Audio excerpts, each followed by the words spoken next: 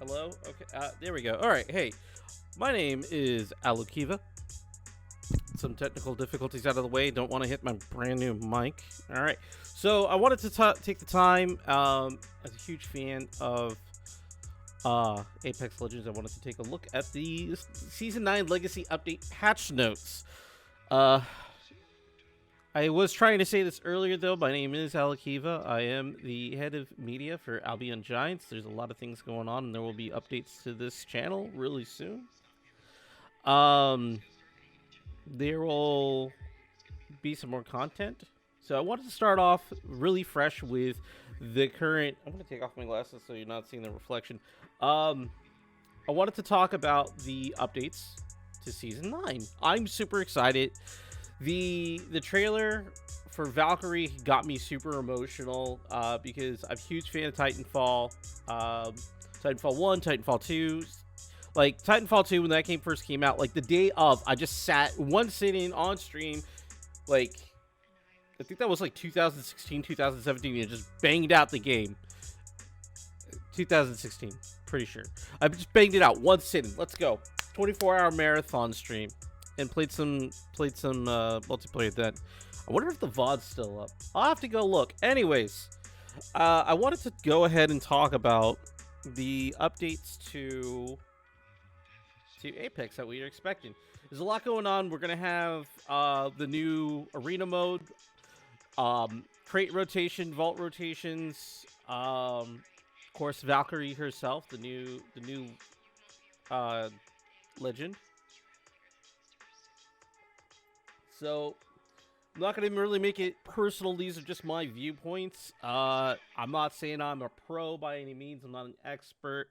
I'm just a huge fan. And I'm really, really looking forward to this patch. This is my first time really looking at it. I've looked at a few things already, but not the full patch notes. So, first off, of course, you have the arena game mode. Games are going underground. They're going to be 3v3 elimination per round. It's technically a best of 9, but not. So the first team to get 3 wins with a 2-point margin wins. So that's a 3-0, a 3-1, a 4-2, or if it goes to round a tie between 4 and 4, round 9 is going to be your death match. So whoever wins round 9 wins the game. Party Crasher, I haven't looked at anybody on YouTube. I haven't looked at any of their content. I haven't watched any of the videos to go over the gameplay or, how the materials and how you buying them that works. I haven't looked. So that's going to be something maybe we can discuss later on. It's definitely going to be something that I'm going to be playing. I definitely got to try it out. I personally think I'm going to stick more to the Battle Royale because I do enjoy that game style compared to, like, survival. So we'll just have to see how things go moving forward. But Party Crasher, Mirage ship, which you can see in the background here, is crashed into a downtown plaza. Buildings are 2 stories tall. You have this big bump in the middle. Like, I'm a little worried that this is going to be a map where it's not going to be as much, like, height interaction. It looks to me kind of like it's going to be pretty flat, which isn't terrible. It's going to show a lot of skill, like gunplay skill. There's not going to be room for a lot of hiding or flanking, I think. It looks to be very open, a lot of clear lines of sight. This is just based on the one image. So we'll just have to see, how things go. I think this is going to be a very, very highly contested map. A lot of personal skill and mechanical gunplay movement. That's really going to be shown off here. Phase Runner, here there's a lot from what you can see in this image. There's a lot more visual cover. So I feel like this one's going to be a little bit more guerrilla warfare in a feeling. Like, there's definitely wide areas, like right here next to this portal, but like out here where you're going to try to hide behind trees for cover. There's a map in Titanfall 2 that this really reminds me of. I can't remember the name of it. But if you play Titanfall 2 and you played a lot of the multiplayer, you know exactly what I'm talking about. So this is definitely going to be where like flicks, snapshots, those kind of things are really going to be shown. Like if you're good at those, you're going to be able to hit a lot of the people who are, you know, driving between cover. Patience is going to be a big one here. I like that they have the armory, or sorry, artillery. I call it armory for some reason. Thermal station and Golden Gardens from the already released maps are here. Thermal station is one of my favorite places to drop on World's Edge. I tend to stay away from artillery usually, but for some reason it's not always super hot. So it's kind of a hit or miss, and I'm honestly not a big fan of Golden Gardens. Like, in an isolated area, I feel like these three maps are strong for that 3v3 format. I feel like Thermal's going to be the weakest because of how it's laid out. So we'll just have to see how that performs and how wide the area is. Like, if it surrounds us.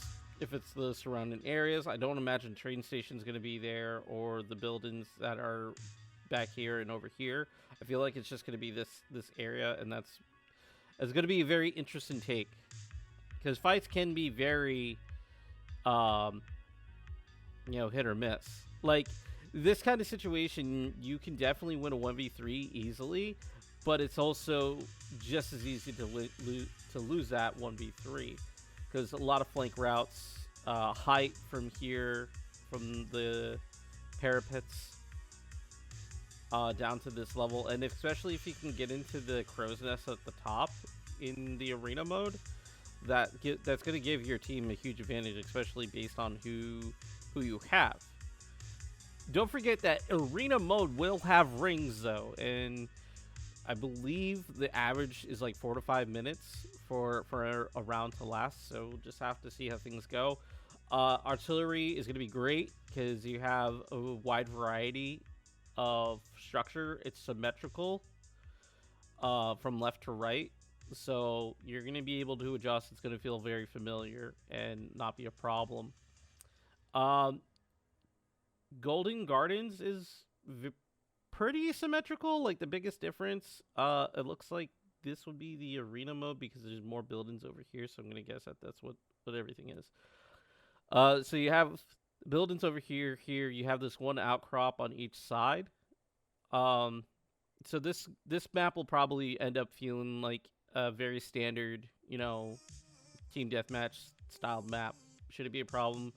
Out of the three, I'm looking forward to playing on these two the most, and not so much Thermal Station. But that's just playstyle, man. You're just gonna have to go with the ebb and flow of combat, and you get what you get. Sorry, just making an adjustment here. All right, Valkyrie, passive. Well, first off, I love that she is Viper's daughter. Viper honestly was one of the most intense fights, mainly because of the environment in Titanfall 2, where you were fighting amongst ships that were mid-air and traveling. And that was very intense, and there wasn't really a lot of cover for that fight to use. So you kind of just had to like knuckle down and do your best to hit your shots and push through the fight against Viper. And he wasn't alone. So it was definitely one of the more intense boss fights in the game, and probably my favorite, other than Scorch. So Vtol Jets, you use your jetpack to reposition on high places. You have limited fuel and cannot use weapons while flying. So this I think her name was Fair. I can't remember. There's a character from Overwatch, you know, who has jetpacks. So a lot of the skill in that character was being able to manage your fuel. So if you have a limited amount of fuel, does it recharge, or do you have to find pickups, or does it only recharge once you hit the ground?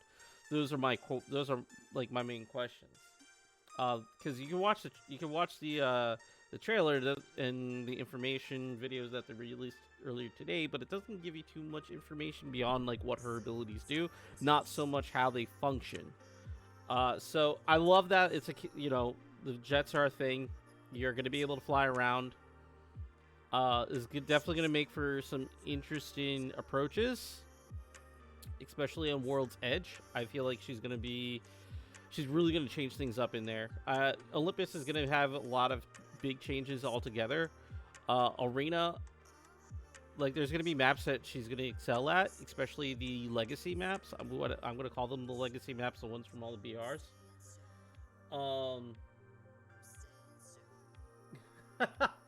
Sorry, I just got distracted by something on. Got him. Oh man, that's wow. So, anyways, yeah, the flatter maps. I don't think she's gonna really perform well. Party Crasher. I don't think this is gonna be a map that she's really gonna be able to do. Also, I can't remember. If you're having a 3v3, and her ultimate is a redeploy, how effective is that in Arena? Like, yeah, you can get up from one side of the map to the other, potentially, but, like, is it really worthwhile? Because, I mean, you can do the full deep dive, check out the blog, that's linked here in the patch notes. But that's, that's just a question that just popped in my mind, and I'm not 100% sure. Her Missile Swarm, I'm excited. Was my favorite Titan ability. The Max Core ability. It's gonna be mini rockets damage. It's nice to see, tacticals not just being, a tactical ability. Like these tactical abilities won't just give you knowledge or position or anything like that.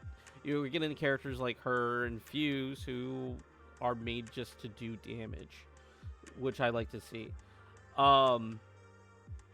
That's just me personally. I already know about Fuse's changes, and I hope that it really makes the character more competitive, really. But we'll talk about Fuse later. Skyward Dive, the redeployment. Take to the skies to reposition a long distance across the map. Your squad mates can join. Yeah, you basically have a teleport ability for your team. You potential get out of free jail card. I mean, again, it's all about how the ability functions. Like if there's a delay so that everybody can get close, or it's like, okay, if you're within a certain range, Valkyrie's gonna grab you and you're all gonna take off. Like the redeployment aspect alone is phenomenal. Towards Olympus, I know that they're lowering the redeployment balloons. So my question is her Skyward Dive going to be reflective of those changes, or is she going to go high enough that she can go over the natural boundaries of the map that they're trying to prevent you from getting over by bringing down the height of the balloons? Recon survey beacon reveals the next circle's location. Okay, I mean, whatever. She could have been really any class, but yeah, she definitely feels like a recon character. Like you can be like with her Vtol Jets, you can go up, gain knowledge, and information of what's going on, and make a decision on that, or just by yourself say, hey, there's a fight going on here. I'm gonna go in and start the party. You guys follow up, and you can definitely do that with her redeployment too. The bow check. Who's not excited about the bow check? Like, I love archery. I don't do archery in real life, unfortunately. Just haven't had the chance to. I mean, I've done it for a little bit, but not. My ADD's kicking in. Anyways. I'm looking forward to it. I love that they have the Shatter Caps and the Deadeye's Tempo, and that you can equip both of them. So the bow can adapt. It's the most adaptive weapon other than like the R301 and the flatline, which always had the anvil receiver or single fire mode.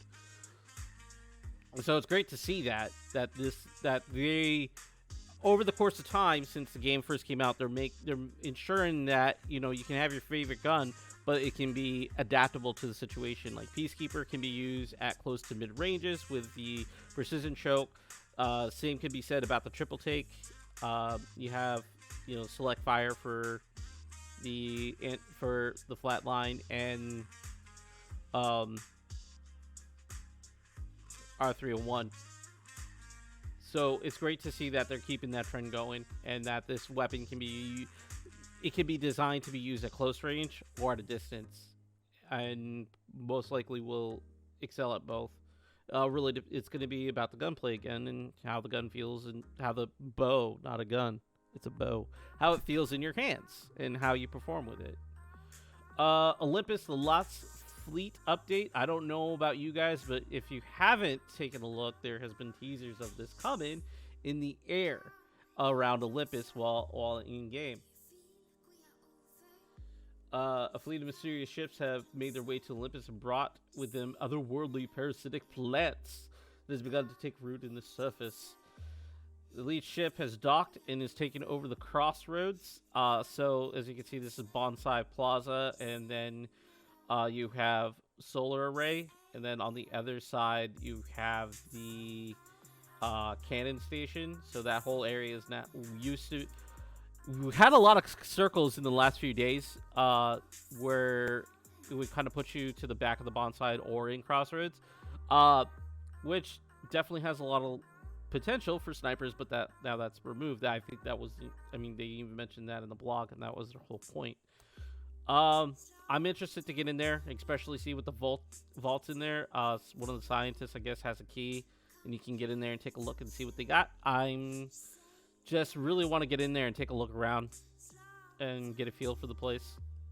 Like, other questions I have is, like, if you're on top of it, how accessible is the top of it, first off? Second, is it going to be like one of those, hey, you're 30 seconds, get out of here kind of things? Because from what I can tell, even if somebody's up here, if you're on the wall line of what surrounds Bonsai Plaza, you should be able to get some shots off towards the distance. And just have to see how things go. Starter kit and loot crate, loot changes. So you're going to start off with these items. This is mainly to help with managing hot drops, where traditionally in battle royales, like, you hot drop, you got nothing. You fingers crossed you find something. They're trying to adjust that. Previously, they did have a period of time where you did start off with a white shielding involved from there, and then they pulled it back where you could still get there, but it wouldn't be a fully charged white shield. It's great that it's there now. So players should start a match with a starter kit consisting of one Evo shield, helmet, knockdown shield, plus 2 shields and syringes each. We removed level 1 helmets and knockdown shields from the loot pools, because honestly, even if you respawn, it was like the last thing you wanted to see. You wanted to find something more than a helmet or a knockdown shield. You needed to get back into the fight. So I think that's where removing them from the loot pool is going to be the biggest help. Like, of course, them being removed altogether is going to affect how things go. I don't know why it went off to a different... Sorry, I want to make sure that we are only listening to music from Dream.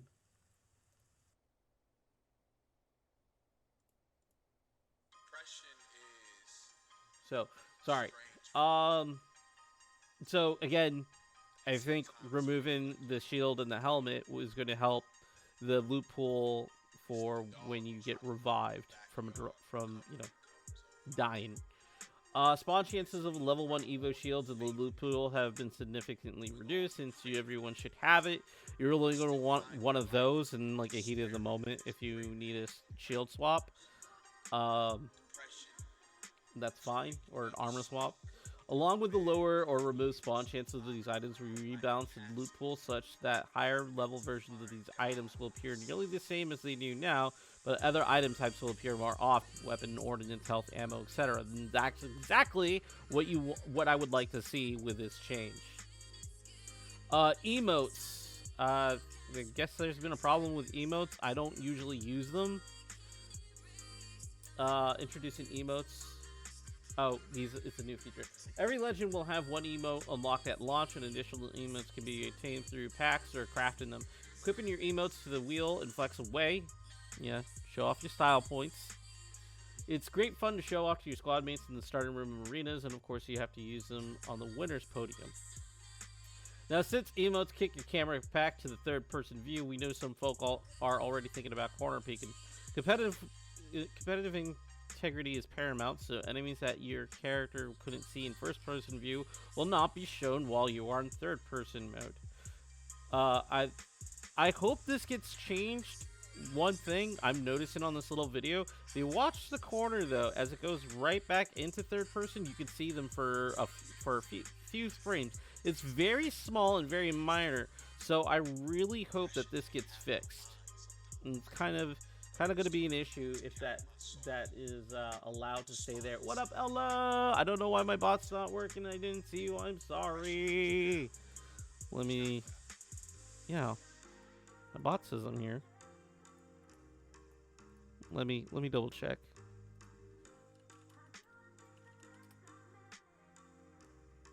Huh. It showed up. Oh, there it goes. How you doing, baby? No, you baby. No, I'm doing good. I'm doing good. We got a new place. We got a new home. I'm over here doing my thing. New microphone that I haven't had to do anything to, and it just sounds great. Feels like I haven't talked to you. It has been forever. We've just been social distancing. That's all. Social media distancing. No, you've been busy. You've been life. I've had life. But it's good. I hope you're doing well. I mean, I see your Snapchats once in a while. You doing well? You having fun where you can? That's all we can ask for, right? Until we're all vaccinated. Are you vaccinated? Because I know you were in the EMT. Now I'm curious if you're fully vaccinated. I got my first shot on Monday. I sure am. Yeah. Must feel good. Since February. My girlfriend's been about that same time period, so I think she got her last shot in the middle of March, actually. But let's get it.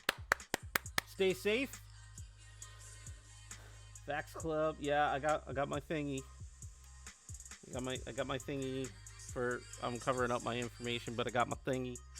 So next one's next month. Can't wait. Gonna keep going down with the breakdown though. Like I said, I'm concerned that there's this couple frames that somebody shows up where they're saying they shouldn't. Battle Pass skins. Skins are nice. Who doesn't like cosmetics? We'll take a look more once they release more things. I mean, particularly these are not too. Thank you for the host. You didn't need to. I don't even have my alert box up. I'll have to fix that right now. Possibly. There it is. Thank you so much. I appreciate that. I'm trying to get back into streaming more consistently again now that we're settled into our new home and other things are going on. I believe underneath it should say I'm part of the Albion Giants team for my company. So there's going to be a lot of updates to the stream. This is just first one to make sure things are working on my end. And I really wanted to go over the patch notes too. So keep an eye out. AlbionGiants.com. Beyond Energy. Use code GIANT to save some money. Try a new energy drink. Anyways. Yeah, so cosmetics is great. I love them. I'm not a big fan of playing these two characters, but sometimes you're in the mood and you want to look good. I know I want to look good when I'm in the mood. Anyways, low profile no longer exists. This trait has been removed from Wraith Lifeline and Watson. After a successful experiment with Wraith hitboxes, we are not confident that we can solve the balance issue between smaller and larger legends through changes to their kits' hitboxes. It's finally time for low profile to go the way of the dodo. Sorry, dodos. So this is good. Because low profile meant that you took 5% more damage, and that kind of sucked. So now your damage intake's normal. Lifeline. I don't know how. So I did read this. I heard about these, and I'm not entirely 100% sold on these changes. Again, it depends on how things function and how well, things go. Combat revive. The shield has been removed. The shield was really, really good. Can cause some displacement issues for your enemy team, because then there's another barrier they temporarily have to get around. I think that was good. I honestly think it should have been kept, but they decided otherwise, and that's okay. You can now revive 2 players at the same time, I'm guessing with Doc, the drone, and then one on yourself. You can now cancel active revives in progress to allow your teammates to defend themselves with their knockdown shields.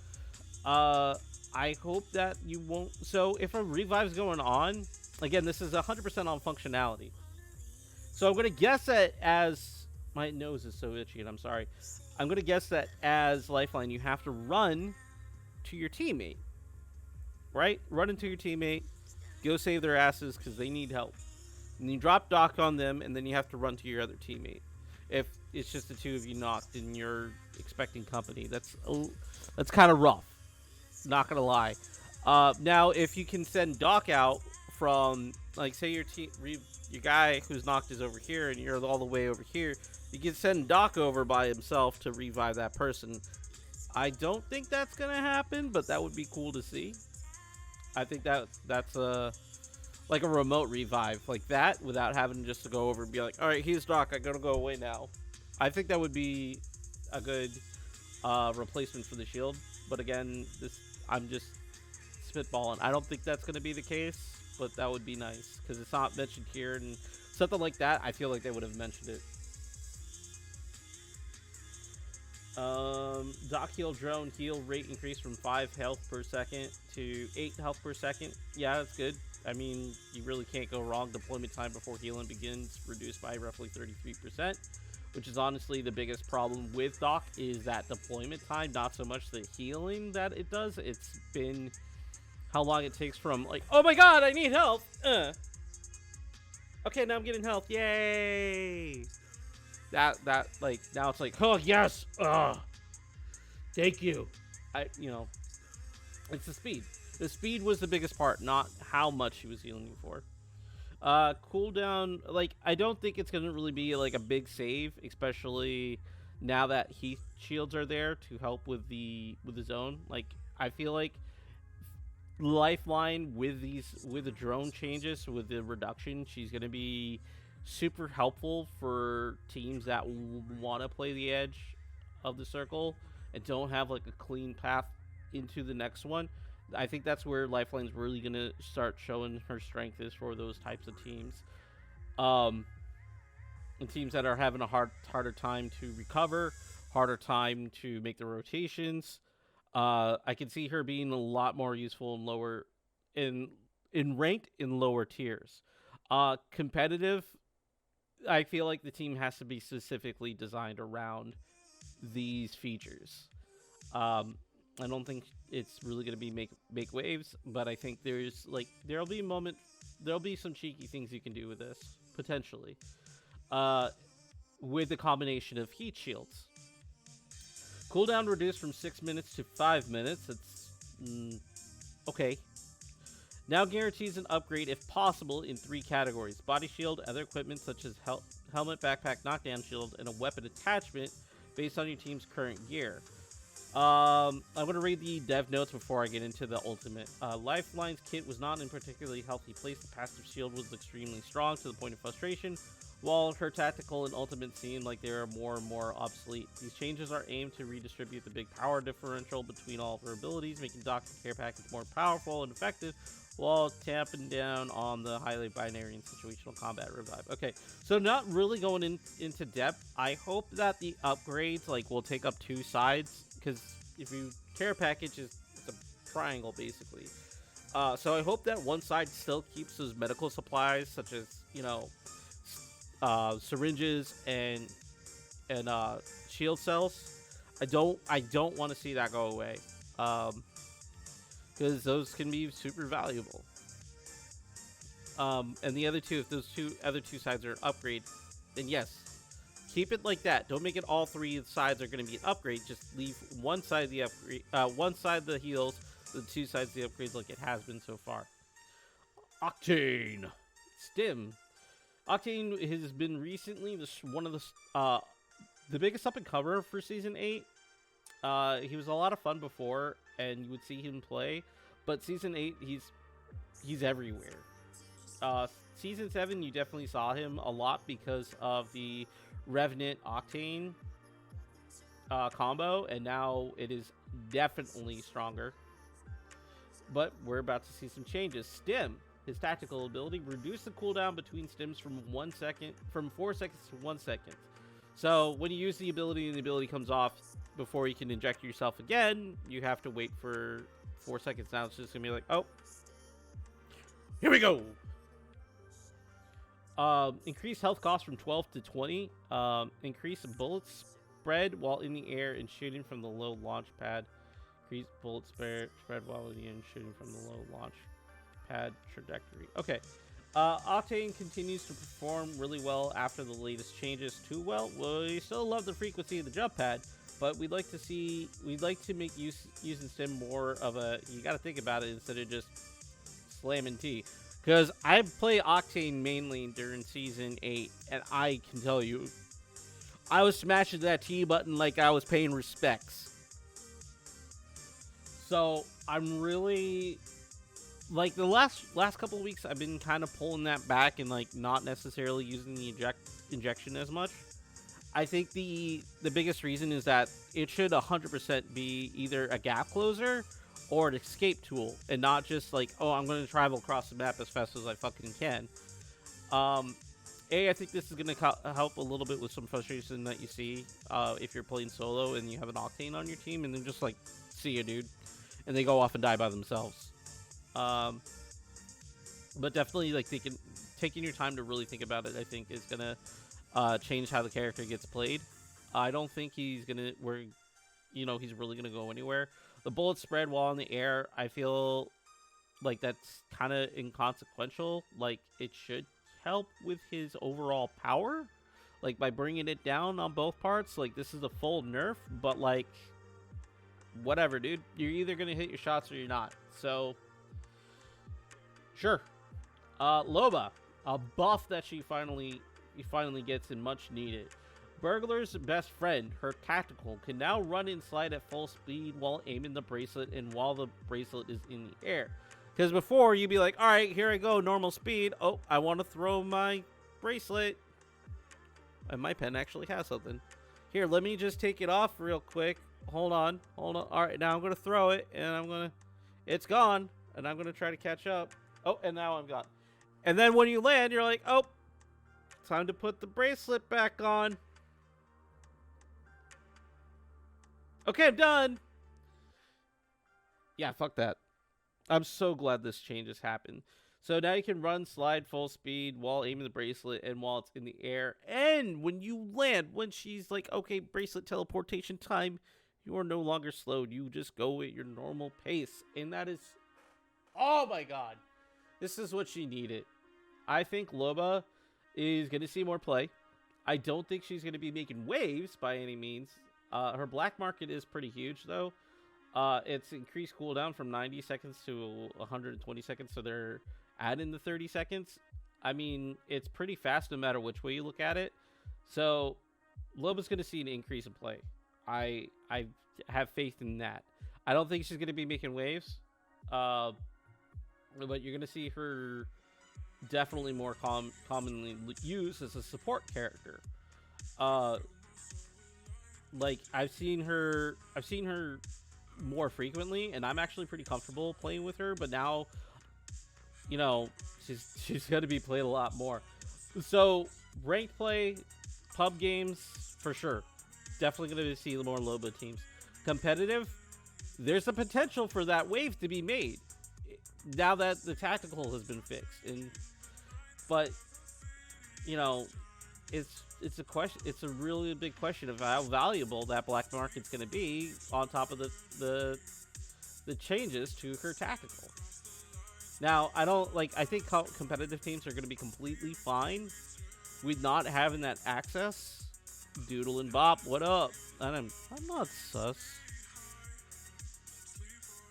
I'm a good boy, kind of. All right, maybe a little sus, but I hope you're doing well. I hope you are not sus. I hope you are not the imposter. Please don't stab me. Please don't. Please, buddies, hold hands. I haven't played Among Us in a minute. It's Riley. Oh no! Why does he need Doodly Bop? Doodlin' Bop. Whatever you're an imposter. You're sus. Yeah, but Loba has the potential to see. I don't see her making big waves in competitive because people, they get their loot, they go and they know exactly what they're looking for.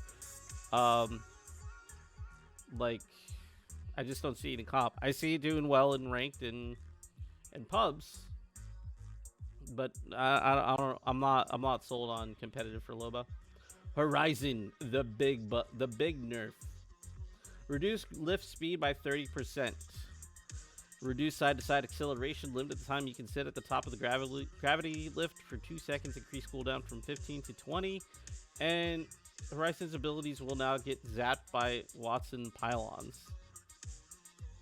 So, I mean, it's great that you get the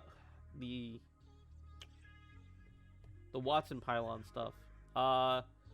Like, you're not going to be able to pull people out of that Watson thing, and I think that's very important because they are projectiles, both her tactical and her ult. But really, the gravity lift was the problem. So it's going to be great to be able to hit your shots because, again, the side-to-side acceleration was kind of like the biggest thing. Is that you really, I felt like you, unless you had a friend to target practice with against as a Horizon, you weren't like really doing well as an average player. I can't really speak for pros. They know how to hit their shots and they adjust as well. Being able to sit up there and, you know, hit a bat, that was kind of big. So it's nice to see that these changes are currently here. I mean, there's really not a lot you can say about it. She's still going to be relevant. She's still going to see play because of her ultimate and her gravity lift. You know, she feels very much like a really good character to play as. You're a really good person to have on your team. You still have the grav lift. You're still going to be able to use that to move around as a team, get some distance, but it's going to be more punishing. So good on Apex for making this decision, or Respawn. I'm like, I don't know what more to say. Thank you. Fuse Knuckle Cluster. Fuse has 2 stacks of Knuckle Cluster. Reduce the cooldown from 25 seconds to 20 seconds.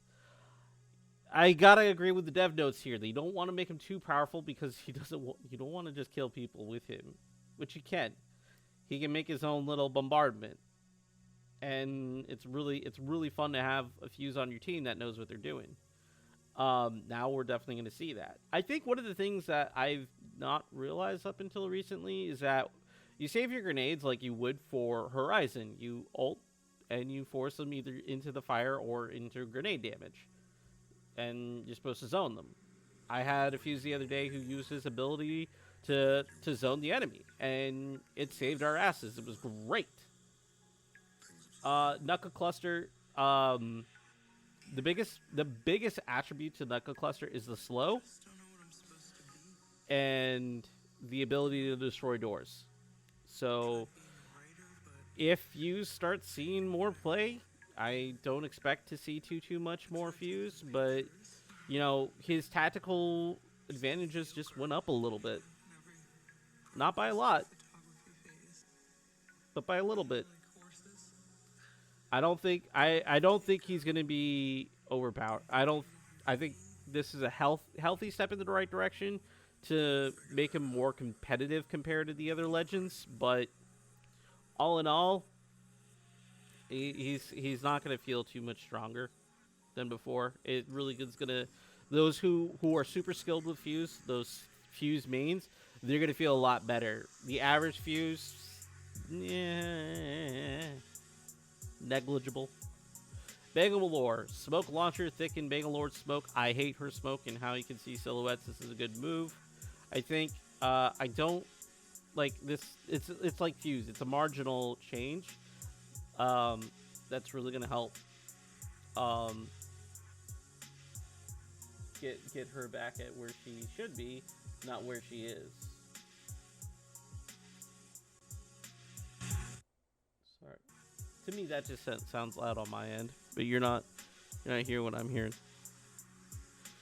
Bloodhound no longer receives assist from the Allfather. Eye of the Allfather. Well, if that's the change, wow, what the hell was that? If that's the change, that's the change. And you know, this really doesn't change anything towards his gameplay. This is 100% towards his rank points. The Bloodhounds gain a strong, but the goal is the change in particular to reconsider assist and their implications in rank points. Because if you're playing ranked and you get full KP, but it's only assist, and you're doing that as Bloodhound, are you really showing off your skill? I'm personally, I'm not a Bloodhound main. I think he's valuable. He's just not my preference of legend. But it was a little upsetting. You know, I do the work, I do some damage, and because of the timer that is on what's considered assist, versus my friend who's just sitting there scanning the enemy nonstop with Eye of the Allfather, he's got more assists than me. So why the fuck should he have more points? If he's not doing any damage, and I'm doing the fucking work, and all he's doing is like, oh, they're over here, bleep. Like, it's on me to get my points, to do my damage if I'm not on Bloodhound, and to make sure those enemies get taken out, so I get my points. So this is a move in the right direction. Like, it's fair. It's not like I'm not saying anything bad about Bloodhound as a character or Bloodhound players, but you know, this is just a healthy move. Crypto drone can now scan and open care packages. So it just tells you what's in them, I'm gonna guess. Is what the scan means. I mean, there's no dev notes on this one. And open care packages. I mean, I can see that like being a bait, because Crypto as a character has his lines where he talks about how he's smarter than you, how, you know, he gives you that feeling that Crypto should be a character who's really about baiting and outplaying and using the drone to distract you. I mean, you even see it in the trailer where the drone's flying around and he comes up and just whaps you across the head with the drone. Now you kind of get that play, because personally, when I see I'm always on the lookout for lifeline packages and crafting and care packages that are on the field and getting open. That's knowledge. Like, that's something that maybe not everybody notices, but that's fucking knowledge. If you know where a care package is and you're running towards it, and then the light goes out, the beacon, the orange golden beam of light that comes up out of a package, you know somebody's on it. So now Crypto being able to open those care packages can trigger that. It makes you think, oh, somebody's over there on the package right now. But it's really just a crypto drone, and somebody's setting you up for a trap. That's a very nuanced thing. I like it. It's not, and also, you know, it's denial too, because if you're at a distance and you're thinking about going for that care package, right? And say you're playing solo, and your team's like, we're just gonna keep going. And you're like, oh, I'm gonna go hit the care package real quick. Well, now you're making this person, this solo person, like, oh, I'm gonna go get the package. You're making them think, oh, somebody already else got that. I shouldn't go over there. On the other side of that coin, sorry for hitting my microphone. Still getting used to it. On the other side of that coin, though, by scanning it, you're opening it. The open is just to lay claim to the area, really. But by scanning it, you can really make the tactical decision of is it worth going to the package? Because if it's just a mobile respawn, a battery, and a purple shield, and you got all that stuff, or you don't need all that stuff, then you're not going to spend the time to go over there and open the package and get whatever's out of it. Like, I don't think this is a huge thing. I think crypto mains are definitely going to benefit from this. Their teams are definitely going to benefit from this. I don't think this is going to, be something you see in competitive. That's like it might be a cheeky thing that you see once in a while, but it's not like a big deal. To me, it's a healthy thing, I think, for the aforementioned reasons. It's just nice to see, characters being able to do a variety of different things for different playstyles. Can no longer use the drone to hijack a respawn beacon that's already in use. I didn't know that was a thing. That's kind of, I can imagine though that being super annoying. So, I mean, it's fair. If somebody's using it already and they're on the buttons, pressing the buttons, fuck off, drone. All right, the Marksman Weapon category. You have the bow check, the 30-30, the triple take, and the G7 Scout. The G7 30-30 are currently in the assault weapon category, but they are a bit strange in that category due to their firing style and some of their handle and values. Similarly, the triple take felt a little out of place as the sniper category. Well, you got to kind of charge that shot, and it can be used as a shotgun. With the introduction of the bow check bow, and as you can see below, there's a supply drop rotation. We'll touch on that subject in a minute. Because I love the triple take as a shotgun. With the introduction of the bow check bow, we felt it was a good time to introduce a new weapons category because there's more of them now. The Marksman Weapons, which currently include the G7 30-30 triple take and bow check. Weapons in this category are precision weapons that are most effective up to medium-long ranges, and are the sort in between of the assault rifles and sniper rifles. This allows us to begin moving the settings of these weapons towards more consistent values for the class. Excuse me. And making the setting of ARs and snipers more consistent with less outliers. For starters, we're increasing the movement speed while aiming down sights. For the Marksman Weapons, they were at a sniper speeds and will now be put between snipers and ARs. Additionally, we have some target normalization of hip fire spread amounts. Spread, not spray. So, first thing is the supply drop rotation. It's nice to see that the bow check and the triple take are in the same category, and the triple take, which is extremely strong for aforementioned medium to long range, but is also very useful at close range, that is being rotated out. I cannot tell you how good it feels to get a full charge and headshot somebody, crack them from 200 plus meters away with a triple take while they're trying to hit you with anything else. Like, the only other thing that really worries me in it that I wouldn't want to fight up against when having the triple take like that is the Sentinel with a charge on it and the Kraber. Well, now the bow check, I guess, too. But triple take's going in the crate. Peacekeeper's coming out. And I think this is a huge move because shotguns are in a bad state right now. They have been for this split. And because the Mastiff got nerfed a while ago. With the removal of double tap, the EVA 8 got nerfed. To the point, actually, in my opinion, the Mastiff is my least favorite shotgun. Like in a bubble fight, I still feel like the Mastiff is stupid good. But outside of that, jumping all around the room and trying to take each other out, EVA 8's the winner. And Mastiff, not the Mastiff, the Mozambique with hammer points is a nice runner-up. So the Peacekeeper coming out, kind of big. People have been waiting for the Peacekeeper to be back on the floor. this is the shotgun that needs to be. Because now we have freaking shotguns again. You're gonna see the Peacekeeper being the king of shotguns and it being around. So close range fights are gonna go back to what they were in season 7, but with them, not with the Mastiff, but with the Peacekeeper.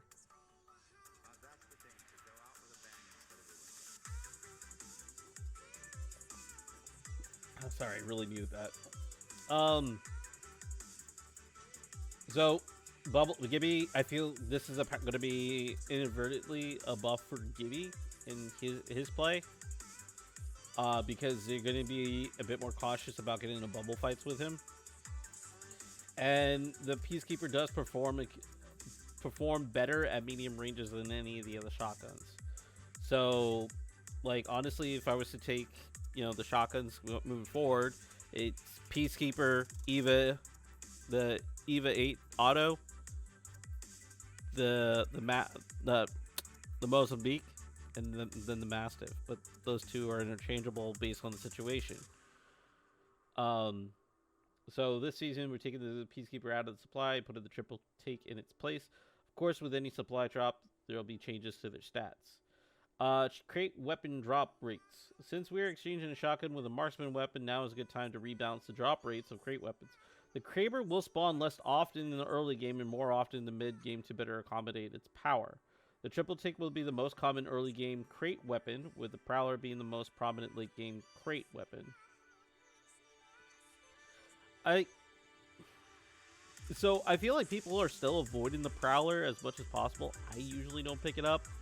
Like, it's a fine gun, but it just, like, it feels so out of place now in the entirety of Apex Legends. The R9's really good. The Volt's pretty good. So, like, the Prowler could have been the gun to come out.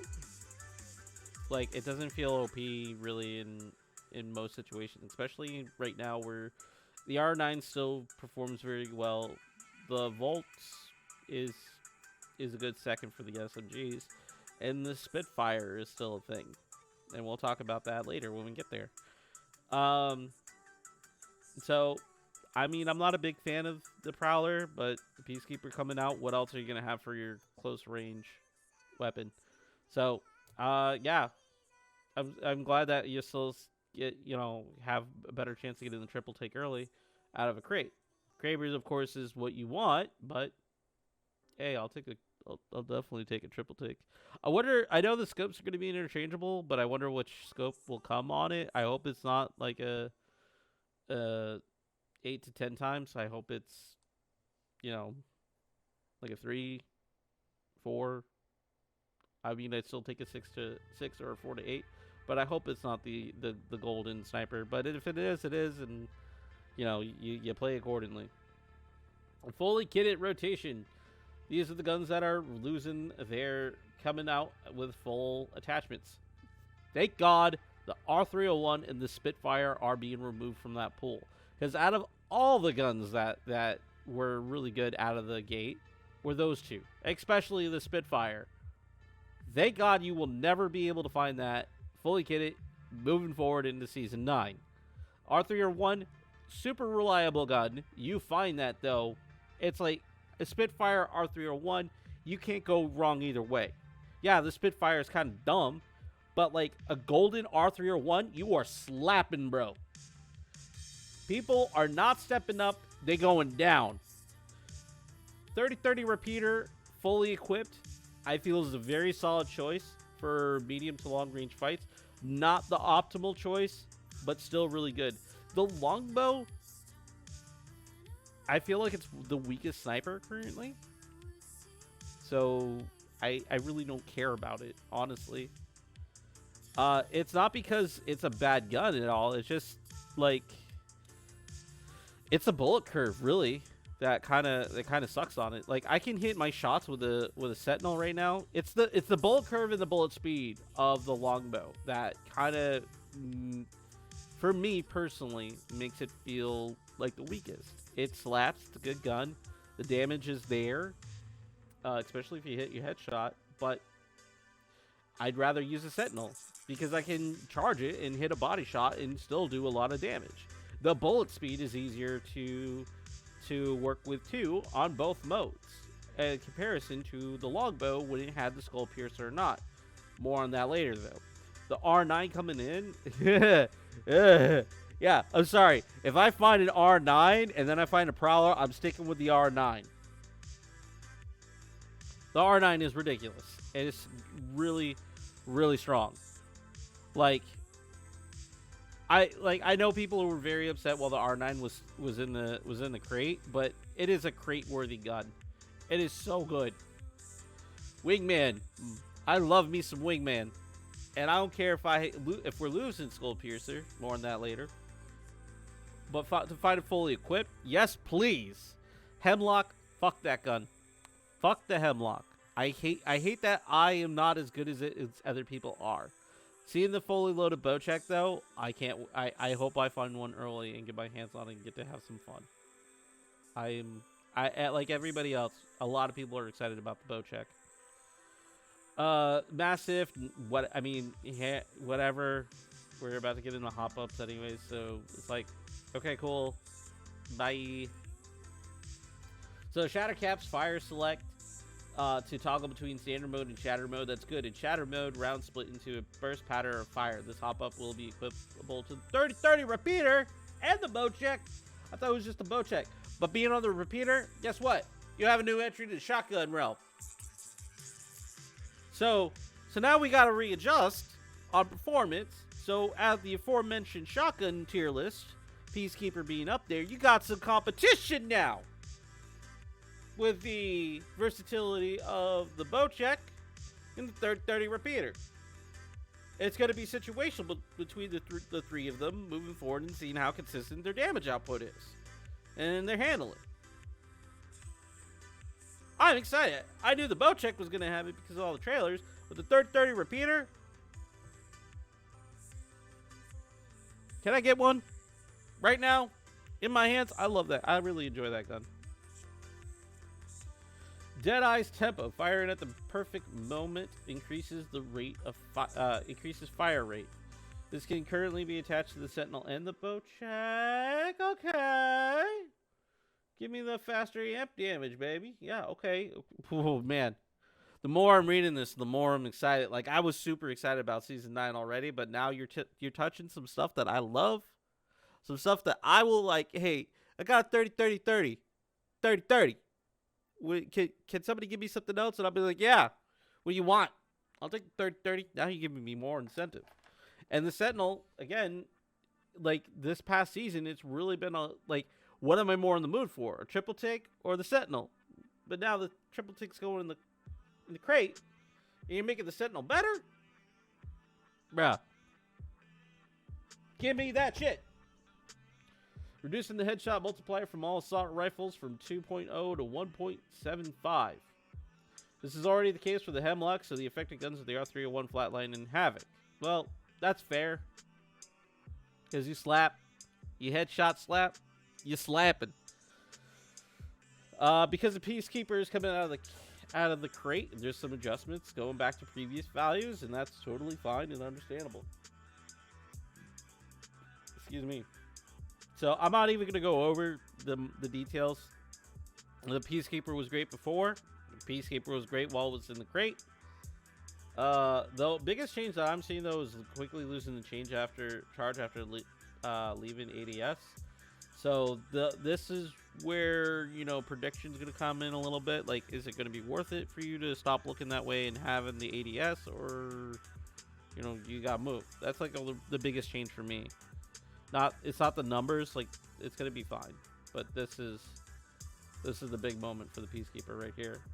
So yeah, it's gonna feel weaker compared to its crate version, but it's gonna feel very similar to beforehand, except for how long the charge stays afterwards. So it's definitely a nerf, and I think it's a healthy thing. Triple take, it gets buffed. It retains its charge briefly after leaving aim down sights. Move speed while aiming down sights has been increased to match other marksman weapons faster than snipers, slower than ARs. Increased spread while airborne and aiming down sights. So, is this like airborne? I'm gonna guess this is like both of them. Increased spread while airborne and aiming down sights. That's fine. That this kind of to me takes away that shotgun aspect that I've been mentioned in the past. That you can use it as a shotgun. So now close range fights. It's not going to be the preference. You're gonna still want to have one of the shatter shot or EV8 or a Peacekeeper. Havoc, increased recoil controllability early in the pattern.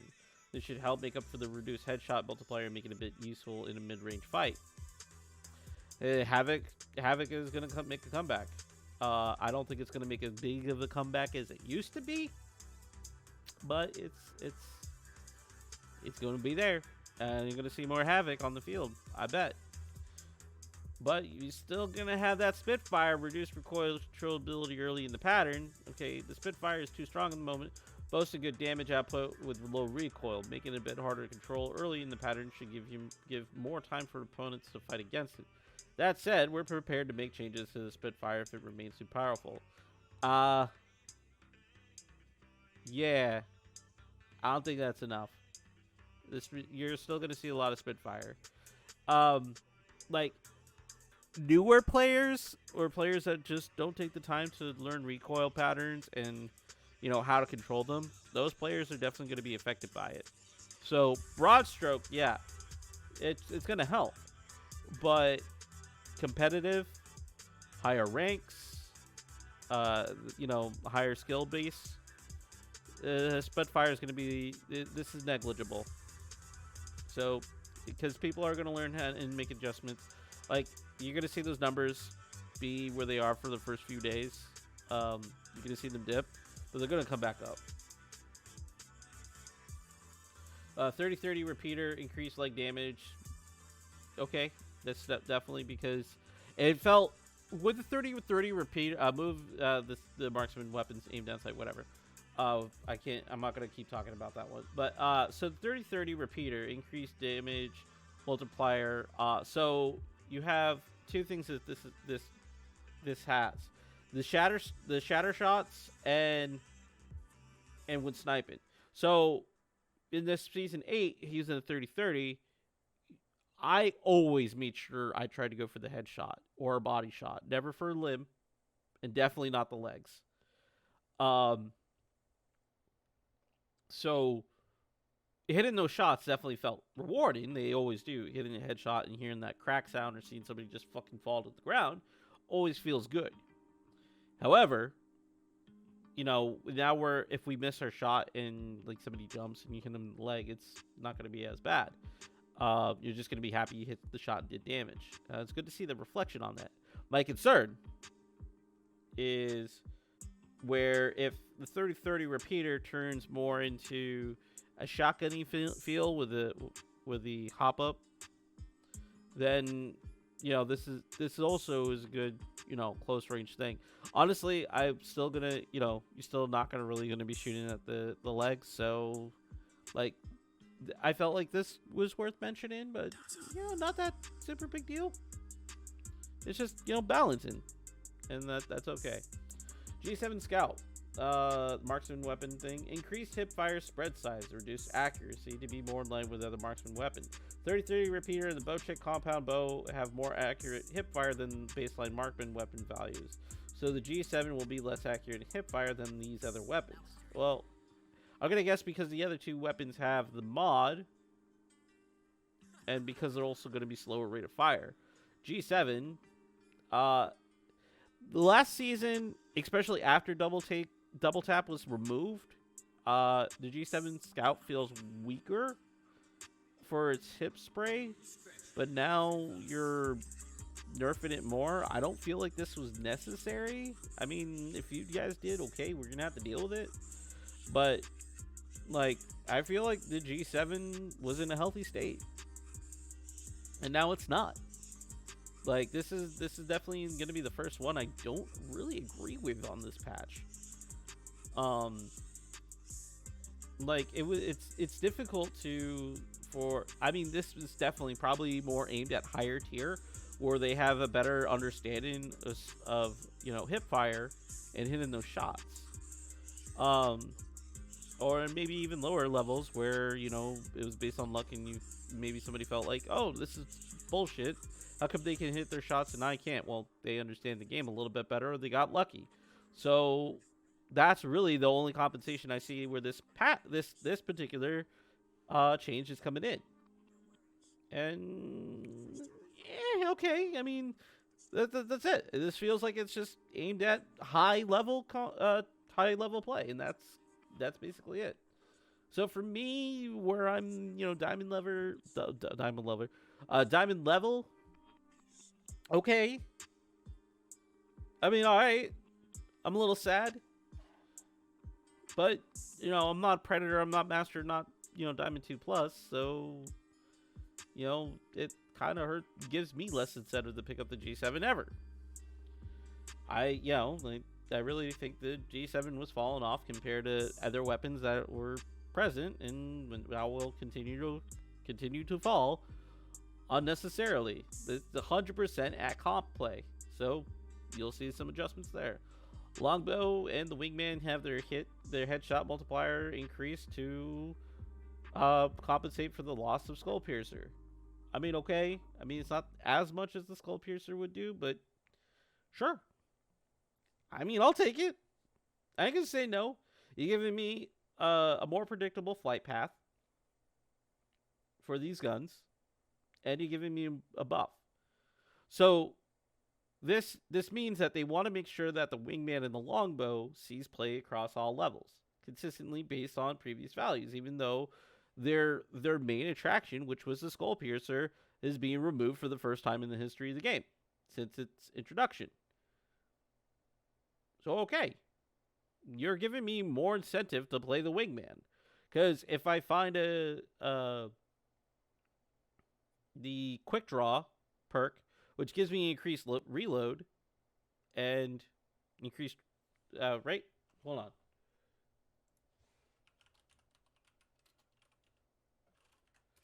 Because quick draw, hop up, quick draw, quick draw holster. Okay.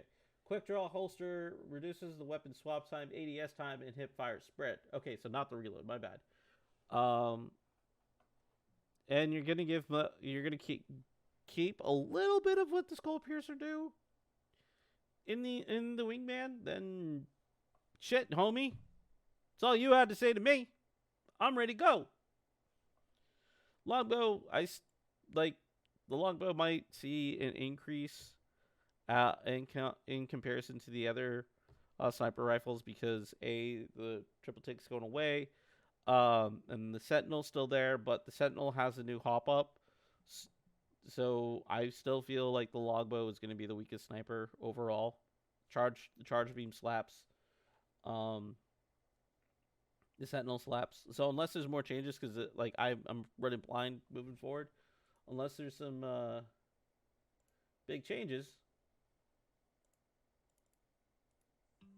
moving forward to those other mentioned sniper rifles, the Longbow is just kind of sitting in the same place.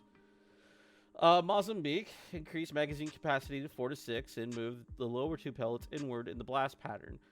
This brings the baseline of the power level, so only finding Mozambique early in the match gives you more of a fighting chance. It makes up for the removal of the hammer points, which is fair. Most of the time, you wouldn't see people running the Mozambique unless it had the hammer points.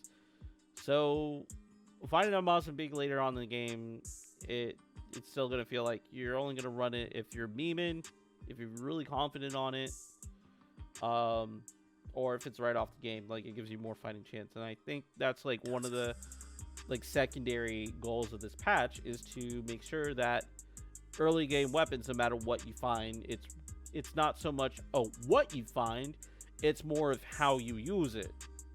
Because even if I had 4 shots with a Mozambique and somebody found a P2020, they're most likely going to win with the P2020 versus the Mozambique with that removing the hammer point from the equation. Speaking of the P2020, lowered the firing rate. That was where the P2020 stood out. His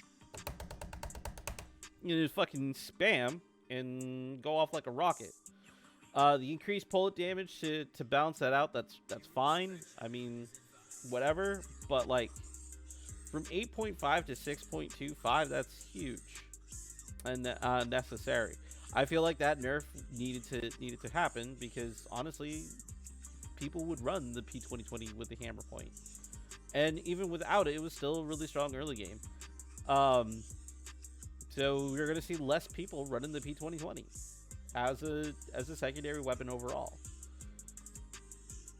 All right, similar to the Mozambique, we wanted to bring up the P2020 baseline power level a bit. Most players couldn't take advantage of the fast fire rate because unless you had a sight, a lot of people struggled with tracking while also having the gun flash up and down while they're firing it a lot. So bringing that down while increasing the damage should help players win more early fights with the P2020. And it's more likely not going to stay as a consistent, mid to late game weapon. So both of these guns getting these buffs, yeah, definitely makes it more stable for the early game, but less so for later on stage, which it's kind of their point. Like, unless you wanted it to something where you felt like, you had a sniper and you had a pistol you could quickly pull out, well, you want the Wingman in that case in Apex Legends. Other games, maybe like Call of Duty or something like that, having a sidearm might be better, but this is what you get. And this is, I think these are healthy for both of these. I feel like overall this is a nerf for the P2020 while making it not 100% obsolete for the early game if you find it. So, yeah. Those are okay. Arcstar aim and movement slow removed from this initial stick. Sticking someone should feel rewarding considering it's a rare occurrence that's difficult to pull off. While an argument can be made that getting stuck should be a personal death sentence, the inability to at least relocate and spare teammates from the follow-up explosion makes it hard to counter against a coordinated team. This change should help mitigate that without stripping away the satisfaction of getting a nice stick. Okay. I mean, I've seen some bugs recently. As long as those bugs are taken care of and if a grenade goes off, it hurts. Especially if it's stuck to somebody, then okay. Just make sure that that's not allowed. Quality of life badges are now separated by category and can be filtered by all or unlocked only. This suggestion came directly from players. Thank you. It's so much better. Aww. When looting death boxes, player can now see health bars for everyone on the team. Yeah, this is difficult because, well, now you can make decisions and be like, oh, you need this. Here it is. This is definitely going to help with coordination overall.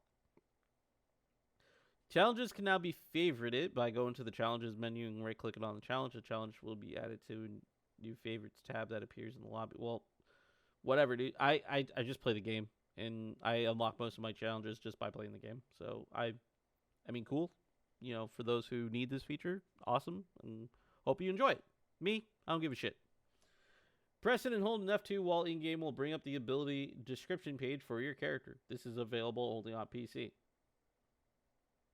For you newbies, you're welcome.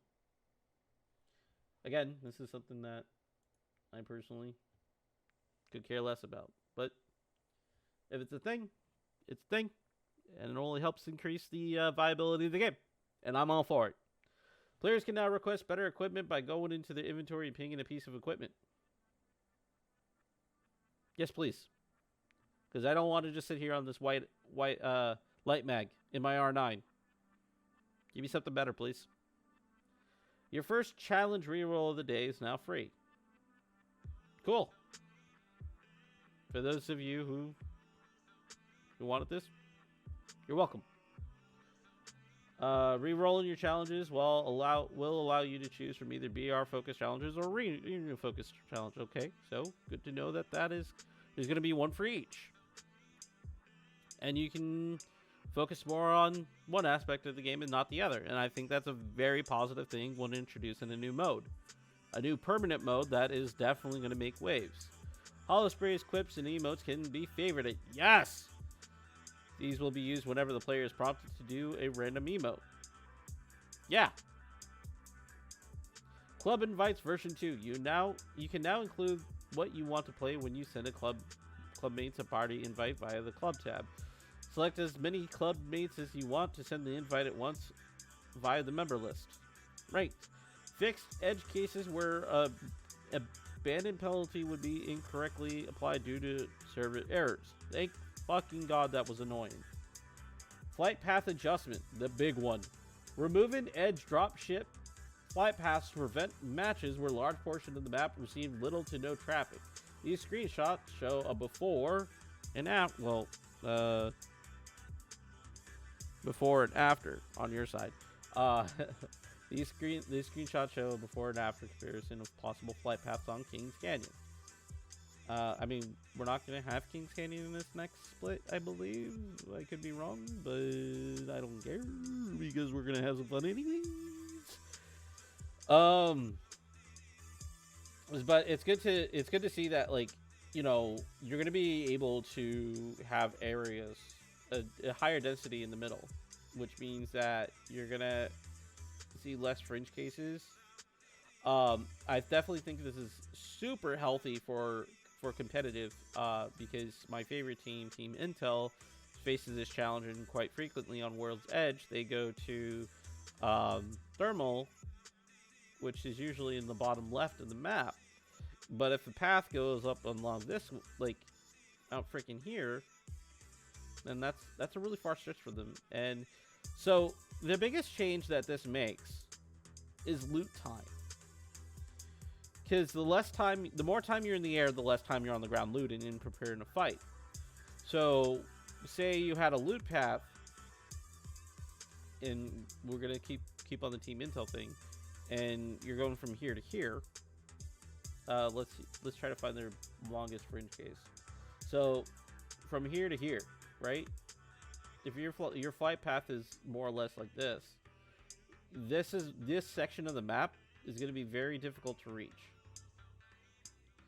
So you're going to spend more time focused on getting out every kilometer that you can from your flight path. But now, if we're changing that flight path to this flight path, it gives you more time to adjust. And I think that's very healthy for competitive. I mean, it's healthy for the game overall, but really this is going to show benefits to competitive play. So I'm glad that Respawn has recognized this, and now we're going to see better skill play rather than RNG and competitive. And of course your own games as well. Ring update. We're continuing to work from the Fight Night update to improve match pacing towards the end of the game. We're slowing down the closing speed of the late game rings to allow you more time to fight and maneuver your way into the ring. We're also reducing the waiting time before rings 4 and 6 start to close. Pre-shrink reduced time from 2 minutes to 1 minute 40 seconds. Ring shrink speed reduced from 33 seconds to close to 40 seconds. Okay, so speed reduced from 120 to close. Okay, so more time in those late fights. That's fine. You know, right now, like, the pacing of the game feels like, especially on Olympus in this current split, it feels like those early rings take forever, and then like the game just like fucking goes like the Flash after the second ring. I mean, I don't mind faster paced gaming. You know, the more time I'm playing the game in matches, the more time, you know, I have different variables and change. That's what I enjoy about battle royales, is that the RNG that you get. But also on the flip side, you know, being able to piece better with teams, especially if you're a solo queue and you're trying to coordinate with those randoms, is going to be beneficial. So yeah, overall, I think this is a positive change. Overall, this patch feels very healthy. You know, there's only like 1 or 2 things that I really disagreed with. So overall, I think, you know, this is going to be a really good patch for the battle royale itself. If we get into the means of arena, we'll just have to wait and see how things go. Honestly, the Spitfire could probably use a bigger nerf.